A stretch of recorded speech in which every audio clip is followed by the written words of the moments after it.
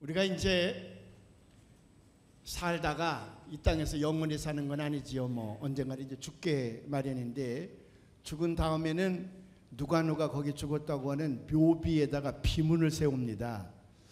왜 비문을 세우기를 좋아하느냐 그러면, 이 죽은 사람들이 산 사람들에게 쉽게 잊혀지거든요. 그래서 산 사람들에게 오래 좀 나 좀 기억해달라, 그런 의미로 비문을 세운답니다. 그래서 옛날 로마 사람들은요, 나 죽거들랑 큰 그 대로의 길 옆에다 좀 내 무덤을 만들어 주시오. 그래 놓고는 그 무덤 앞에다가 자기가 남긴 유언을 비문으로 적어서 지나가는 나그네들이 보고, 아, 이 사람이 이런 인생을 살았구나, 그래서 자기를 좀 오래도록 기억했으면 좋겠다, 그래서 그런 거를 만들어 달라고 부탁을 해서, 대개 로마 사람들은 죽은 다음에 멀리 산으로 가지 아니하고 길 옆에 무덤들이 많이 있다는 거예요. 이게 점점 발전해 가지고 나중에 15세기 16세기쯤 와서는 에피그람이라 그래서 그 묘지에 있는 그 비문의 문장을 시인들에게 부탁을 해서 문학인들이 그걸 주로 만들었는데, 그 문학의 장르가 굉장히 많이 발달했다는 거예요.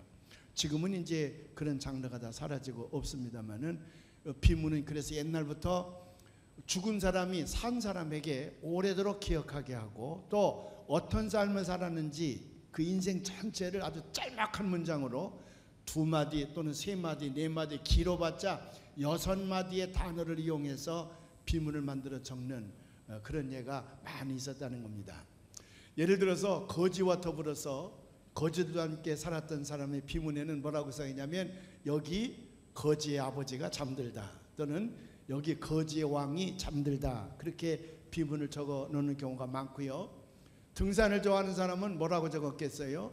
등산을 좋아하는 사람은 자기 비문에다가 뭐라고 쓰기를 좋아하냐면, 여기 산 사람이 누워있다, 또는 산이 좋아 산에서 영원히 눕다, 그런 얘기를 비문에다 많이 적었다 그래요.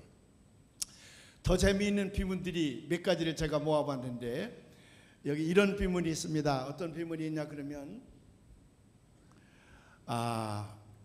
버나드 쇼라는 사람 여러분 알죠? 버나드 쇼라고 하는 아주 유명한 인사인데, 그 사람은 비문을 뭐라고 적었냐 그러면, 우물쭈물하다가 내 이럴 줄 알았다. 아마 갑자기 죽음이 찾아왔는가 봐요.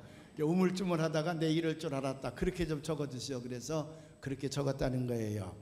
또 중광이라는 우리나라 승려가 있는데, 중광 스님이라는 승려가 있는데, 그 중광 스님의 비문에다 뭐라고 적었냐 그러면, 에이 괜히 왔네, 그렇게 적었다는 거예요.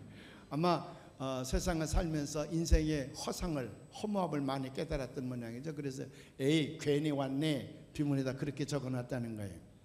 해밍웨이 유명한 소설가이지요. 해밍웨이는 무덤에다 뭐라고 썼냐 그러면, 많은 사람들이 이제 해밍웨이의 글을 읽고 감동받은 사람들이 그의 묘지를 이제 참배하러 올 거 아니겠습니까? 순례객들이 그런 사람들을 미리 아마 머릿속에 넣었던 모양이지, 비문에다 크게 뭐라고 써붙였냐면, 일어나지 못해 미안하다, 이렇게 와서 인사하러 왔으면 해밍웨이가 일어나서 이제 그 손님들을 영접해야 되는데 자기는 죽어 있잖아요. 그러니까 일어나지 못해 미안하다, 그렇게 비문을 적었다는 겁니다. 빈센트 반 고호라고 하는 사람이 있습니다. 이 사람은 젊었을 때부터 정신적인 고뇌에 많이 들어갔던 사람입니다. 그래서 그 문제를 해결하기 위해서 신학교에 들어가서 신학도 공부해보고 나와서 안 해본 일이 없습니다. 또 굉장히 가난해가지고 삶의 어려움도 많이 느끼고 굉장히 정신적으로 육체적으로 고통스러운 삶을 산 사람이어서, 그것을 표현하기 위해서 그 사람 자화성에 보면 한쪽 귀가 없는 자화성 있잖아요. 귀를 자기 스스로 잘랐다는 얘기가 있어요. 죽은 다음에 유명한 화가가 됐지, 살아생전에는 그의 작품이 잘 팔리지도 않았다는 거예요. 근데 죽은 다음에 그가 유명해져서 네덜란드에 가면 관광객들이 꼭 이 반 고호 기념관을 꼭 들르게 되지요. 근데 그 사람의 삶이 너무 고통스러웠던지 그는 자기 묘비에다 이렇게 써달라 그랬다는 거예요. 여기 이제 쉬다, 여기서 이제 쉬게 됐다, 그 말이지요. 그렇게 자기 비문을 간단하게 써달라고 그랬다는 겁니다. 스탕달이라고 하는 유명한 문학가는 자기 묘비에다 뭐라고 써붙였냐 그러면, 살았고 썼고 사랑했다, 살았고 썼고 사랑했다, 자기의 인생을 그렇게 함축을 했지요. 나는 생각한다, 고로 나는 존재한다, 그런 말을 쓴 사람이 데카르트라고 하는 사람인데, 그 사람은 묘비에다 뭐라고 써붙였냐면 그답게 고로 나는 영원히 존재할 것이다. 거기 누워 있으면서 그러므로 나는 여기에 영원히 존재할 것이다, 그렇게 써붙였다는 거예요.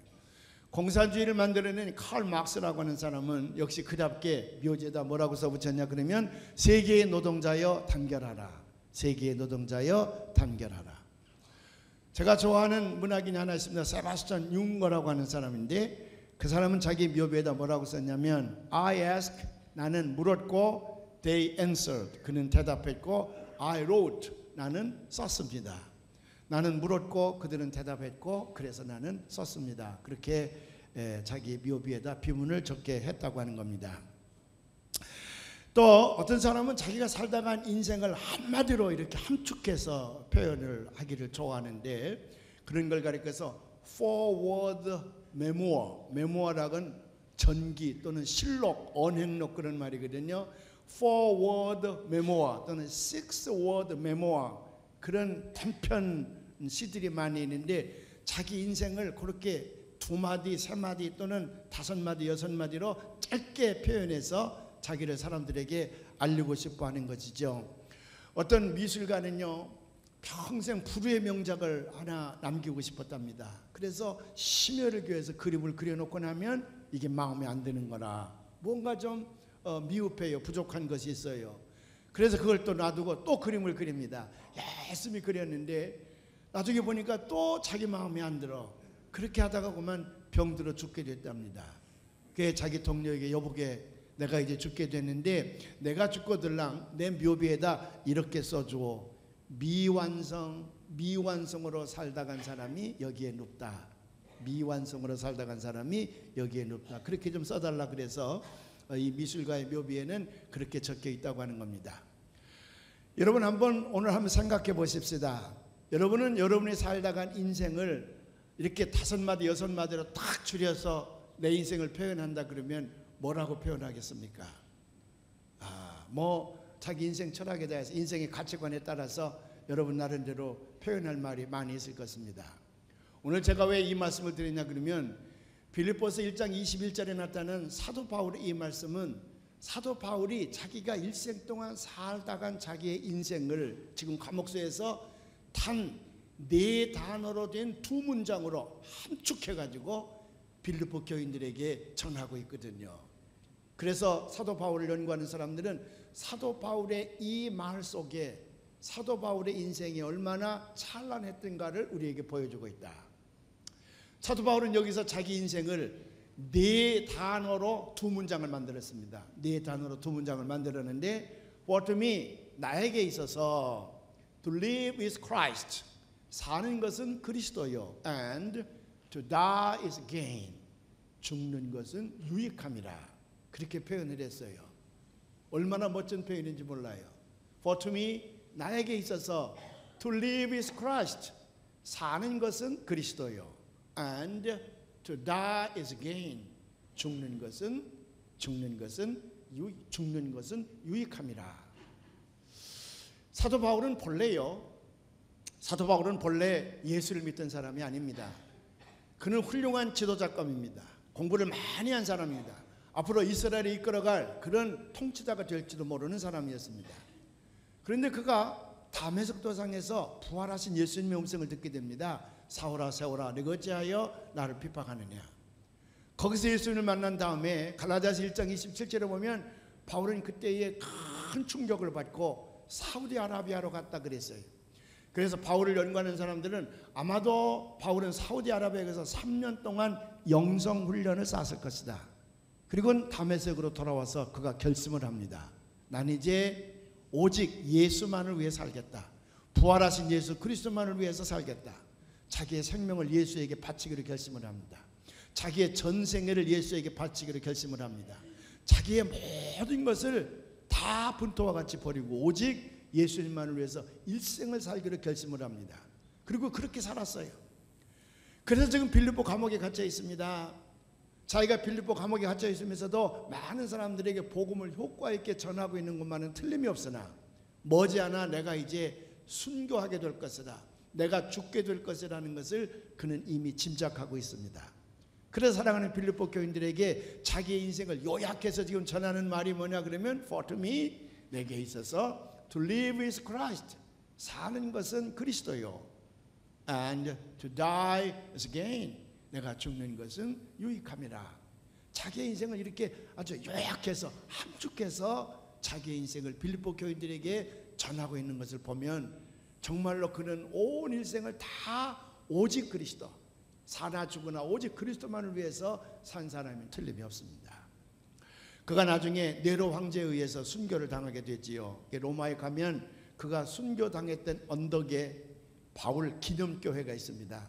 전승에 의하면 그 목이 딱 잘려지는 순간에 그때 썼다는 탐두대라는데 돌로 된 것인데 그때 쓴 건지 비슷한 게 갖다 놨는지 잘 모르지만 거기 가보면 바울이 이 목에 잘렸던 담두대 돌로 된 겁니다. 큰 도마 같은 것이 거기에 있는데 바울이 목이 탁 잘려지는 순간에 떨어져서 3바퀴를 굴렀다는 거거든요.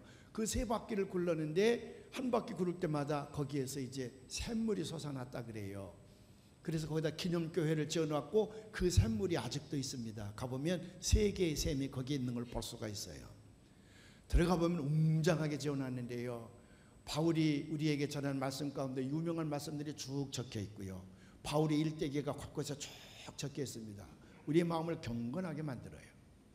세계의 많은 순례객들이 거기 와서 바울의 살다간 일생을 다 보고요, 바울이 거기 순교했던 그 언덕에 놓여져 있는 그 순교대라든지 그 우물 같은 걸 보고요, 나오면서 똑같이 하는 말이 있어. 어떤 말을 하는 줄 아십니까? 역시 바울의 삶은 그리스도였다. 자신만 to live is Christ, 내가 사는 것은 오직 그리스도다. 자신만 그렇게 얘기한 것이 아니라 그의 생애를 보고 있는 수많은 사람들이 지난 2000년 동안에 바울 그러면 오직 그리스도만을 위해 산 사람이야. 자신만 to live is Christ가 아니라 모든 사람들이 바울을 칭송하기를 to live is Christ예요. 그는 오직 그리스도만을 위해서 살았다고 하는 걸 다 칭찬을 합니다. 그래서 오늘 이 말을 우리가 명상하면서 하나님 앞에 한 발자국 가까이 나아가려고 합니다. 저도 이 바울의 이 기념교회를 한 서너 번 가봤는데 가서 볼 때마다 감동을 많이 받지요. 그리고 나오면서 제 마음속에 다짐을 합니다. 내가 목사가 된 것은 하나님의 은혜인데 나도 일생 동안 바울처럼 오직 그리스도만을 위해 살겠다. 얼마나 다짐을 많이 했는지 몰라. 그런데 살다 보면 마음은 온유로되 육신이 약해서 그렇게 살지 못하는구나, 그런 좋은 핑계를 대고 바울처럼 살지 못하는 제 자신이 얼마나 부끄럽고 얼마나 죄송스러운지 말할 수가 없습니다. 사랑하는 여러분, 저의 이 모습을 용서해 주시기 바랍니다. 제가 바울의 삶을 더듬어 볼 때마다 나는 참 이 가짜 목사로구나. 제가 한번 미국에서 목회를 하는데 가짜 목사의 누명을 쓰고 까딱하면 교회에서 쫓겨날 뻔했습니다. 우리 주변에 유명한 사기꾼이 하나 있었는데 이 사람은 보험업을 하면서 한국 사람을 만나기만 하면 사기를 치는 거예요. 그래서 우리 교인들에게 제가 광고를 했습니다. 아무개가 사기꾼이니 절대로 그 사람 만나면 그 사람 얘기 듣지 마시오. 교인을 보호해야 되잖아요. 그렇게 광고를 했더니 그 광고 내용을 그대로 가서 전해줬어요. 그러니까 그 사람이 화가 펄컥 날 거 아니겠어? 그러니까 그 양반이 미국 감리사님과 감독님에게 편지를 써서 보냈습니다. 여기 사우스캐롤라이나에 와서 지금 교회를 개척하고 목회를 하는 김영원 목사는 실제로는 목사가 아닙니다. 한국에 당신들 조회해 봤습니까? 이 사람이 신학교를 나왔다 그러고 공군 일반 장교도 했다 그러고 공군에서 군목도 했다 그러고 또 나와서 교목도 했다 그러고 뭐 목회도 했다 그러고 어디 부목사도 했다 그러는데 이제 나이가 30대 중반밖에 안 되는데 아무리 생각해도 그 많은 과정을 거쳤을 리가 없는데 이 사람이 지금 우리에게 사기를 치는 것이니 뒷조사를 해보시오. 그렇게 그 편지를 써낸 모양이에요. 저는 그것도 모르고 이제 열심히 사역을 했는데 나중에 1년쯤 지난 다음에 구역회라는 게 있지 않습니까? 감리사가 와서 구역회를 하면서 그래 네 부인은 잘 있느냐, 네 아이들은 공부를 잘하느냐 다 묻고 나서 구역회를 하고 나더니 날 오라고 그러더니 그 편지를 보여주는 거예요. 이제 그 편지를 보여주면서 그 네가 가짜 목사라는 이런 우리기로 말하면 투서지요. 투서가 들어왔지만 내가 가끔 네가 와서 목회하는 걸 보면 가짜 같지 않더래. 예, 가짜 같지 않아서 쭉 두고 봤는데 오늘 이 편지를 내가 찢으려고 너한테 가지고 왔다 그래요. 그런데 이상하게 그날부터 사람들이 숭글숭글해요. 혹시 가짜 아니야? 우리가 속은 거 아니야? 가짜 아니야? 그래요. 그래 내가 진짜라는 걸 보여줘야 되잖아요. 내가 목사 진짜라는 걸 보여줘야 되는데 보여줄 길이 없잖아요. 진짜 목사를 뭐로 보여줍니까? 목사 안수증을 이렇게 제락스를 카피를 해가지고 교인들에게 다 보여주자니 좀 창피스럽고요. 고민하는데 하나님께서 지혜를 주시는 거예요. 너 임마 가짜 목사라는 거 고백해 그러잖아요. 그래서 제가 주일날 저는 가짜 목사입니다. 그리고 교인들에게 고백을 하는데 내가 아무리 생각해봐도 난 가짜야. 난 진짜가 아니야. 난 이래서 가짜입니다. 그래서 내가 가짜이고 고백을 했어요. 그랬더니요 제 마음이 그렇게 기쁜 거예요. 근데 그때부터 가짜 목사라는 타이틀이 없어지더라고요. 그렇게 가짜라고 그랬더니 사람들이 진짜라 그래. 가짜라 그랬더니 옛날 생각이 나서 이 말씀을 드렸습니다마는 제가 목회자로 가만히 제 모습을 돌아보면 이 사도 바울과 비교해 볼 때에 저는 정말 부끄럽게 짝이 없어요. 절 보고 너는 어떻게 살았냐 그럴 때 For to me to live is Christ 이렇게 내가 고백할 수가 있겠는가? 나는 그렇게 고백할 자신이 없어요. 때로는 to live is money 내가 사는 것은 돈이요, 내가 사는 것은 물질이요, 내가 사는 것은 명예요, 내가 사는 것은 인기요, 내가 사는 것은 자존심이요. 자존심이요. 내가 그렇게 살았던 기억들만 남아있어요. 우리는 이럴 때 사도 바울의 음성을 들으면서 To live is Christ 내가 사는 것은 오직 그리스도인이라 그렇게 고백할 수 있는 신앙의 단계로 한 발짝 올라가시는 여러분과 제가 되기를 주님의 이름으로 축원을 합니다. 그래서 사도 바울은요 예수 그리스도를 만난 다음에 내 안에 나는 죽고 오직 예수 그리스도만 살아있으니 내 안에 살아있는 예수 그리스도만을 위해서 내가 일생을 살겠다 결심한 내용이 갈라디아서 2장 20절에 나오거든요. 이 말씀을 한번 다 같이 봉독해 보십시다. 내가 그리스도와 함께 십자가에 못 박혔나니 그런즉 이제는 내가 사는 것이 아니요 오직 내 안에 그리스도께서 사시는 것이라. 이제 내가 육체 가운데 사는 것은 나를 사랑하사 나를 위하여 자기 자신을 버리신 하나님의 아들을 믿는 믿음 안에서 사는 것이라. 아멘. 우리 조 목사님 마이크 끄고 우리 여러분들의 목소리를 크게 한번 봉독해 보십시다. 시작. 내가 그리스도와 함께 그런즉 이제는 내가 사는 것이 아니요 오직 내 안에 그리스도께서 사시는 것이라. 이제 내가 육체 가운데 사는 것은 하나님의 아들을 믿는 믿음 안에서 사는 것이라. 아멘. 제가 오래전에 어느 선배 목사님에게 들은 얘기인데 전주 근방의 어느 농촌에서 교회를 짓게 됐답니다. 근데 그 교회를 봤더니 장로님이 농사를 짓는 분인데 교회를 건축하는데 건축 헌금을 드릴 자산이 없다 그 말이에요. 그래서 고민하다가 이 사람은 전주로 나가서 전주 예수병원 원장을 만납니다. 원장에게 하는 말이 제 눈을 사주시오. 우리가 지금 교회를 짓고 있는데 내가 건축 헌금으로 드릴 재물이 없어. 그러니 장로로서 가만히 있을 수가 없어서 하나님 앞에 기도하는 중 내 눈을 바쳐야 되겠다. 그래서 왔으니 제발 내 눈 좀 사주시오. 내가 교회 건축건금을 드려야겠습니다. 이 서양 선교사였는데 얼마나 깜짝 놀랐겠어요. 생눈을 자기가 판다고 나왔으니 너무 놀래가지고요 미국에 있는 자기 고향 교회에다가 한국에 있는 장로님이 있는데 건축헌금으로 눈을 팔아서 바치겠다는 사람이 있다. 이렇게 귀한 신앙을 가지고 있는 사람이 있다. 고향 교회에다가 알려줬다는 거예요. 그랬더니 고향 교회 교인들이 그는 우리가 삽시다. 그는 우리가 삽시다. 그래서 눈값을 그들이 헌금을 해서 보내줬다는 거거든요. 물론 예수병원 원장님은 그 농부의 눈을 파냈겠습니까? 그냥 눈은 그냥 놔두고 그 돈을 보내서 교회를 건축하게 했다는 거거든요. 오늘 지식인들이 그 모습을 보면 그렇게 미련할 수가 있나? 그거는 광적인 신앙이 아닐까 혹시 비난할지도 몰라요. 그러나 제가 생각하기에는요 그 농부 장로님은 정말로 그리스도를 위해서 자기 생명을 바치고자 하는 신앙이 있었습니다. 그렇지 않습니까? 영국의 유명한 100m 그 세계 신기록을 가지고 있는 사람이 있었죠. 에릭 리델이라고 하는 사람인데 영국 대표로 1924년 파리 올림픽에 참여하게 됩니다. 틀림없이 금메달은 그 사람 거였습니다. 근데 에릭 리델이 그 경기장에 가서 경기 일정표를 보니까 자기 결승전이 주일날 있습니다. 주일날 오전에. 그래서 이 사람은 경기 출전을 거부합니다.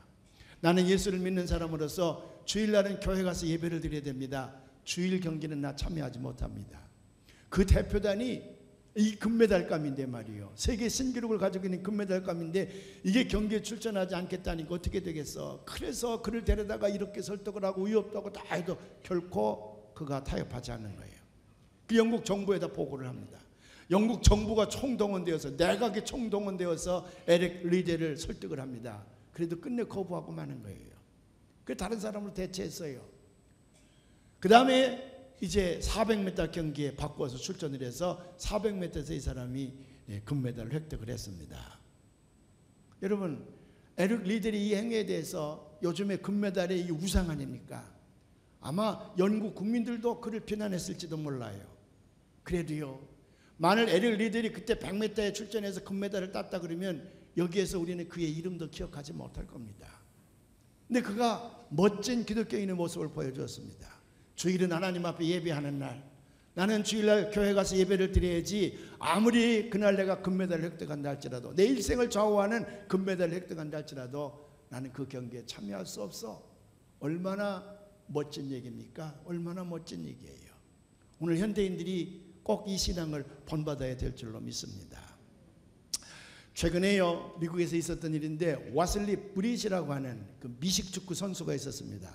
알라바마 대학을 졸업을 하고 지금은 저 뉴 잉글랜드 파트리엇이라고 하는 유명한 미식축구팀에서 공격수로 활약을 하는 선수인데, 지난해 그가 이제 대학 4학년을 졸업을 하면서 그 플레이보이 그 사장인 휴 하프너라고 하는 사람이 있죠. 이 사람이 이제 대학을 졸업 맞드는 미식축구 선수 가운데 제일 우수한 선수 22명을 해마다 플레이보이 맨션 휴양지로 초청을 합니다. 그래서 많은 상금을 주고 돈을 주고 한 주일 동안 그 플레이보이 맨션, 세계에서 제일 호화로운 곳이라 그래요. 난 가보진 않았지만 거기서 그 플레이보이에 나오는 그 미인들 있잖아요. 거기는 훌떡 벗고 잘 나오지, 사진 같은 게 보면. 그 미인들하고 함께 한 주간 동안 마음껏 먹고 즐기는 거예요. 그래서 이 미식축구 선수들이 거기 초대만 되면요 깡충깡충 뛴다는 거예요. 세상에 이렇게 좋은 곳이 있나. 거기를 이제 초대받게 됐습니다. 얼마나 많은 사람들이 부러워했겠습니까? 그런데 와슬리 브리지 가보니까 이게 환락의 도시거든요. 가서 한참 얘기를 듣더니 그걸 거부를 하고 나옵니다. 그리고 거기에 참여하지 않는 거예요. 난리가 났어요. 이 바보야, 이 등신아, 이게 얼마나 일생에 한 번밖에 없는 기회인데 여기가 어디인 줄 아느냐, 왜 가느냐. 그래도 뿌리치고 나왔습니다. 그리고는 그 인근에 있는 작은 농촌교회를 찾아가서 거기에 중고등학교 학생들에게 자기의 신앙을 고백하면서 한 주간을 보냈어요. 신문기자들이 그를 찾아갔습니다. 바보 멍텅구리 같은 신앙인이잖아요. 융통성이 없는 벽창호잖아요. 신문기자들이 그렇게 물었어요. 아니 그게 무슨 짓이냐, 왜 그렇게 했느냐. 그랬더니 와슬리 브리시 이렇게 얘기를 합니다. 나도 처음엔 가보고 깜짝 놀랐습니다. 아, 내가 이런 데 초대되었구나. 너무 영광스러웠습니다. 그래서 한 주간을 거기서 보내고 싶었습니다. 근데 나는 하나님을 믿는 사람, 거기서 하나님 앞에 기도해 봤습니다. 그랬더니 하나님께서 내게 어떤 깨달음을 줬냐 그러면 내 인생의 목표가 여기에 있지 않느냐. 다시 말하면 내 인생의 목표가 여기 돈과 환락과 여자, 술 여기에 있지 않지 않느냐. 내 인생의 목표는 거룩한 곳에 있지 않느냐. 그 음성을 들려주시라는 거야. 아, 내가 있어야 할 곳은 여기가 아니구나. 난 그래서 그것을 박차고 나올 수가 있었습니다. 세상 사람들은 나를 바보 같은 사람이라고 나를 놀리고 비판할지 모르지만은 나는 거기를 결단하고 나오는 용기가 하나님 앞에 감사합니다. 여러분, 믿음은 용기입니다. 믿으시면 아멘. 세상과 그것이 하나님의 뜻이 아니라고 생각되어졌을 때에 세상과 단절하고 나올 수 있는 용기가 필요해요.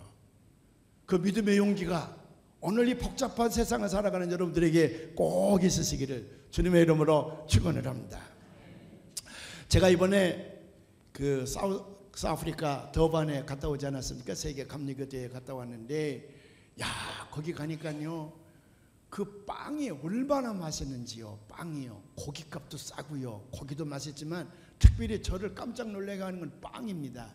특별히 아침에 우리가 브렉퍼스트로 잘 먹는 크로산이라는 거 알지요? 크로산이라는 빵 못 먹어봤어요? 그건 참 불행한 사람일세. 예. 언제 한번 점심에 우리 크로산을 잔뜩 사다가 지난번에 통닭 1000마리씩 삶아서 줬는데 그까짓 거 못하겠어. 안 잡숴서 분들을 위해서 크로산 빵을 한번 쫙 한번 여러분들에게 돌려야 되겠어. 혹시 지원자 있으면 저한테 얘기 좀 해요. 저는 한국에서 크로산 잘 안 먹었어요. 근데 거기 가서 브렉퍼스트로, 컨티넨탈 브렉퍼스트로 그 호텔에서 크로산을 주는데 따끈따끈, 그리고 커. 우리 주먹보다 훨씬 커요. 우리나라 크로산은 조그마한데 굉장히 커요. 아주 고구마, 큰 고구마 많은데 그걸 아침에 딱 내놓는데 냄새가 쫙 오면서 따끈따끈한데요, 거기다가 딸기잼, 포도잼 딱 맛, 이야, 너무너무 맛있어요. 아침에도 크로산, 점심에도 크로산, 저녁에도 크로산 하면 어떻게 되겠어? 아무리 맛있어도 이게 몇 번 먹고 나면 질리게 돼 있어요. 뭐 다른 게 없나. 한국 사람들은 고추장, 된장, 이거 명탕 이런 게 좀 있어야지. 그건 오래 먹어도 안 질린데 그런 것들은 그냥 아주 감칠맛 있게 나를 깜짝 놀라게 해도 몇 번 먹으면 질려.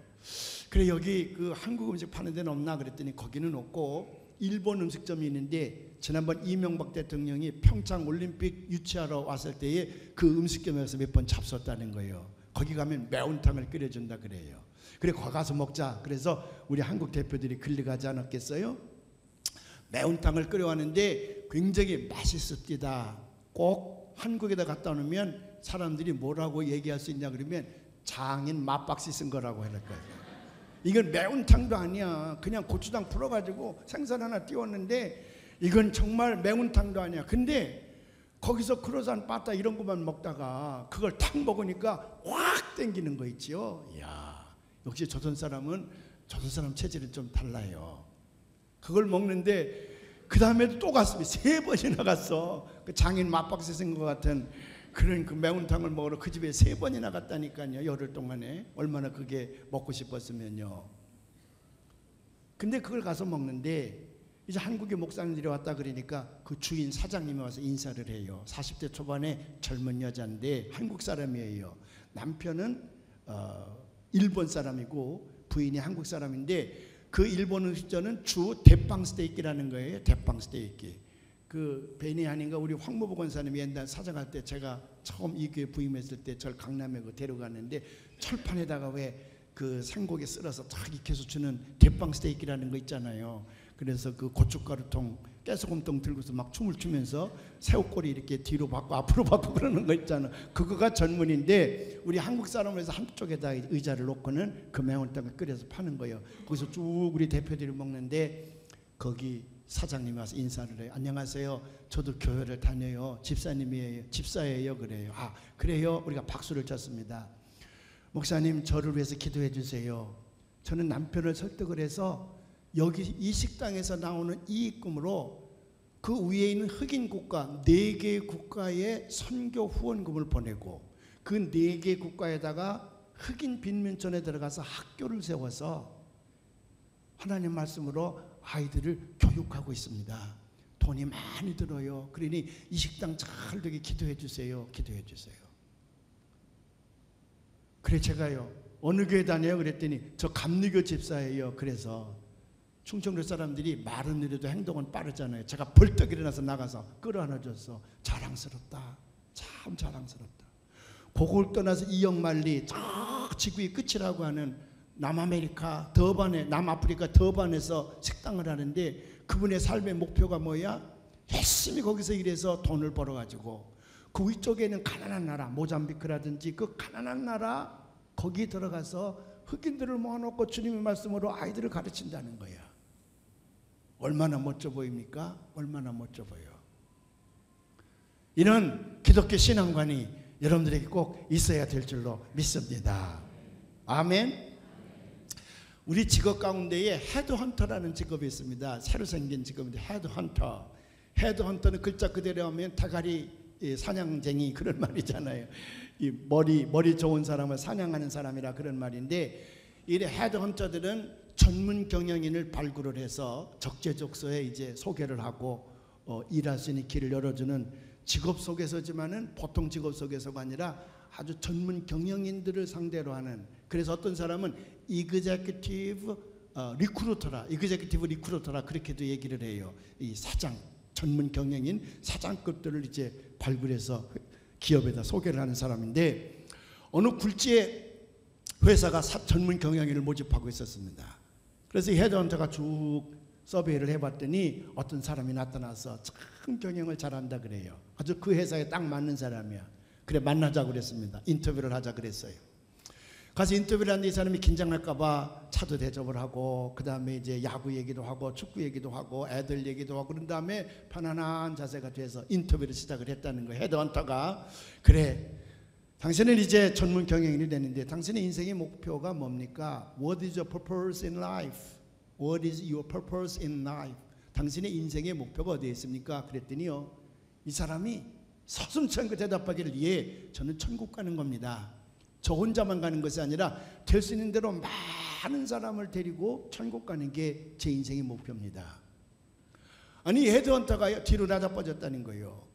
지금 전문 경영인을 발굴해서 아주 굉장한 굴지의 회사에다 지금 소개를 하려고 그러는데, 자기 무슨 경영 철학을 얘기할 줄 알았는데 당신의 인생의 목표가 뭐예요? 그랬더니 서슴지 않고 하는 말이, 나 천국 가는 겁니다. 나 혼자 가는 것이 아니라 될수록 많은 사람들을 내가 데리고 천국 가는 게 제 소원입니다. 근데 이 사람이 이제 나중에 소개를 했지만 그 회사에 가서 정말 회사를 많이 키웠대요. 참 잘 운영을 해서 칭찬을 많이 들었다는 거야. 그걸 잡지에다 소개를 하는데 제가 그걸 읽었거든요. 정말 광적인 신앙을 가지고 있는 사람처럼 보여서 자기가 생각할 적에는 이 사람을 그 회사에다, 그 기업에다 소개했다가 망치는 건 아닌가, 그런 의심도 들었다는 거예요. 근데 분명히 그 사람이 전문 경영인데, 내가 헤드헌터인데 내 앞에 와서 뭐 서슴지 않고 흔들림 없이 자신 있게 천국관을 얘기하는데, 이 정도 신념이 되겠다. 그래서 그를 거기다 소개했더니 자기의 생각이 적중했다는 거예요. 세상 사람들은 그를 욕할지도 모르지요. 너무 광적인 믿음을 가지고 있다고요. 그래도 그 전문 경영인은 분명한 기독교 인생관을 가지고 있지 않습니까? 여러분들은 어떻습니까? 우리가 간혹 가다가요, 성경책을 들고 오라 그러면 그거 창피하다고 안 들고 오는 사람이 옛날 많았어. 지금이야 성경책 안 들고 와도 저처럼 이렇게 아이팟에다 넣고 다닌다든지 핸드폰에다 넣고 오는 사람들이 많이 있으니까 지금은 별로 문제가 안 되지만, 옛날에 그런 게 없을 적에는 교회 가려면 꼭 성경책 들고 와야 되잖아요. 그건 누가 볼까봐 숨겨가지고 오는 사람들이 많았거든요. 우리 교회 말고 저 강남에 있는 교회들 말이에요. 오늘 우리는 분명한 기독교 인생관, 하나님 말씀을 중심으로 살아가는 여러분들이 되시기를 바랍니다. 그래서 죽을 때 For to me to live is Christ, 내가 사는 것은 오직 예수 그리스도였어, 이렇게 고백할 줄 아는 전문 신앙인이 되시기를 주님의 이름으로 축원을 합니다. 두 번째 문장이에요. And to die is gain. gain이란 말은 얻는다는 말이거든요. 내가 사는 것이 무엇으로 살았느냐 분명하면 죽은 다음에 얻는 것 분명하지요. 사도 바울은요, to live is Christ, 내가 산 것은 그리스도이니 to die is gain, 내가 죽는 것도 유익함이라 그랬지만 여기서 유익한다고 하는 말은 천국을 얻는다는 얘기예요. 우리 그리스도께서는 죽음을 정복하고 부활하셔서 우리에게 천국에 가서 영원히 살 수 있는 영생의 길을 제시하지 않았습니까? 우리가 예수님을 믿고 예수님을 따르는 이유가 뭡니까? 물론 이 땅에서 예수님을 잘 믿기만 하면 모든 문제가 잘 해결될 줄로 믿습니다.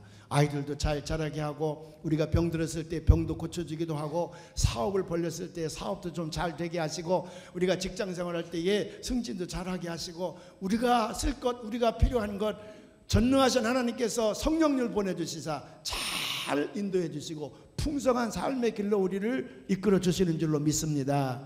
여기에는 의심할 바가 없어요. 그러나 이것이 우리의 목표는 아니야. 이 땅에 살면서 하나님의 복을 받으려고 하지만 이것이 우리의 목표가 아니라, 우리의 목표는 어디에 있냐면 죽은 다음에 영생의 세계에 들어가는 거거든요. 죽은 다음에 영생의 세계를 자신 있게 우리에게 줄 수 있는 종교는 이 땅에 기독교밖에 없습니다. 왜? 우리 예수님만이 부활하셔서 천국에 가셔서 우리를 초청하시기 때문에 그래요. 그 예수 그리스도의 십자가의 은총으로 우리가 모든 죄사함을 받아서 마침내 우리는 하나님의 아들, 하나님의 딸이 되어져서 천국에서 영생하게 되는 줄로 믿습니다. 그러니까 바울은 자신이 있는 거예요. To live is Christ. 내가 오직 사는 것은 그리스도만을 위해 살았으니, and to die, 죽는 것은 왜 두려우랴. 내가 죽고 난 다음에는 gain, 나는 영생을 얻었다고 말이에요. 천국에 가서는 영생하게 됐다고 말이죠. 사랑하는 여러분, 이 믿음의 확신이 여러분들에게 있으시기를 주님의 이름으로 축원을 합니다. 축원을 합니다. 우리가 지난 주간에 부흥회를 했습니다. 여름 영성 수련회를 했습니다. 전도에다 포커스를 맞췄어요. 근데 그 강사님이 우리에게 참 좋은 그런 말씀을 하나 마음속에 심어줬는데, 하나님을 믿는 사람들은 하나님의 마음을 알아야 된다. 하나님이 무엇을 원하시는지 그 마음을 알고 하나님이 원하시는 삶을 살아야 된다. 그러면서 전도에 관한 얘기를 하셨습니다. 제가 여러 번 여러분들에게 성숙한 그리스도인은 영성을 가지고 사는 사람들이다. 성숙한 그리스도인은 영성생활하는 사람들이거든요. 그 영성이라고 그럴 때 영어로는 그 영성을 스피리추얼리티라 그래요. 스피리추얼리티. 따라서 한번 해봐요. 스피리추얼리티. 스피리추얼리티. 스피리추얼리티라는 말은 무슨 말이냐 그러면, 스피리추얼리티 means to love God. 하나님을 사랑하는 거야. 우리의 영성생활이라고 하는 것은 하나님을 사랑하는 삶이거든요. 그리고 우리는 하나님을 사랑하려면 어떻게 사랑해? 보이지 않는 하나님을 어떻게 사랑해요? 강사 목사님 말씀하신 대로 하나님의 마음을 읽을 줄 알아야 되거든. 하나님이 마음이 뭐냐고 말이에요. 하나님이 나에게 무엇을 원하시느냐? 강사 목사님은 성경 하나하나를 다 우리에게 들이대면서 하나님의 마음은 뭐냐 그러면 잃은 영혼을 찾는 데 있다. 잃은 영혼을 찾는 데 있다. 내가 세상에 온 목적은 잃은 영혼을 찾아서 하나님의 아들, 하나님의 딸로 회복하여서 그래서 천국으로 데려가는 데 있다. 그러니 우리가 하나님을 사랑한다는 말은 무슨 말이야? 하나님을 기쁘게 한다는 말인데, 하나님을 기쁘게 한다는 말은 무슨 말이에요? 한 영혼이라도 더 구원하는 일에 우리가 힘써 우리의 삶을 바쳐야 되지 않느냐고 말이에요. 사랑하는 여러분, 여러분의 삶의 목표가 어디 있습니까? 물론 세상을 살아가는데 필요한 것들이 많이 있어요. 그러나 가장 중요한 건 뭐냐? 하나님이 저 60억 70억 인구 가운데에 나를 먼저 택하셔서 예수 믿게 하신 까닭은 나를 통해서 더 많은 영혼을 구원코자 함에 있습니다. 나를 통해서 더 많은 영혼을 찾고자 함에 있어. 그래서 이 땅에서 한 명의 죄인이 회개하고 하나님 앞으로 돌아오면 천국에 있는 99명의 의인이 하나님을 기쁘게 하는 것보다 훨씬 하나님 기쁘시다 그랬어요. 이번 부흥성회 동안에 그걸 깨달으셨으면 이제 복음을 전해서 영혼을 구원하는 일에 나머지 여러분들의 인생이 쓰임받기를 주님의 이름으로 축원을 합니다.